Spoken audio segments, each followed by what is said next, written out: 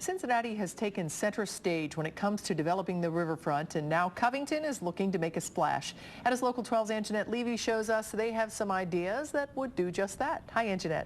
Hi, Cammie. You know, we're here at the Covington Landing, and behind me across the river is Smale Riverfront Park. It's $1 million view of the city of Cincinnati from where I'm standing. Now Covington wants to do something similar on its riverbanks, and from the images we're going to show you, it's clear they want to change this waterfront for the better.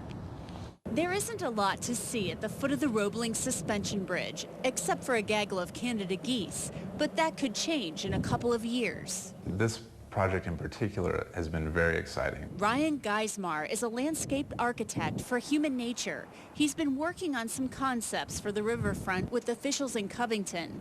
Imagine a pier on the Roebling as a movie screen telling the bridge's history, a kayak flume, a rock climbing wall, and maybe even a zip line. Well, I think wow is an understatement. I think everyone was wowed. Covington City Manager Larry Klein says that's the response these so-called opportunity overlays received from city commissioners. Smale Riverfront Park on the Cincinnati side has been a hit. What we're doing on our side of the river is meant to complement what's being done on the Cincinnati side, so that another whole side of the river for folks to enjoy.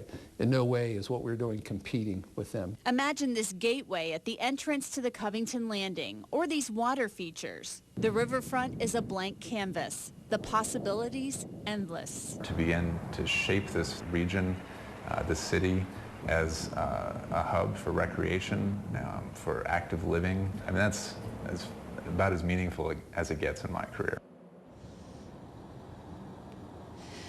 Now, before any of those items can be built here on the riverfront in Covington, there has to be a $10 million project completed. That project will actually raise the banks of the riverfront and reinforce it. The Army Corps of Engineers is involved in that project. Now that the ground will be broken on it later this year. Now the city is going to get input from residents before building anything like a zip line or a rock climbing wall. And of course, there's always a question about money, how will they pay for it? So far, a private donor who wants to remain anonymous has pledged $1 million, and other private donations will likely be needed. Reporting live in Covington, Angenette Levy, Local 12 News. Cammie, back to you. Sounds like a pretty neat plan if it does come to fruition.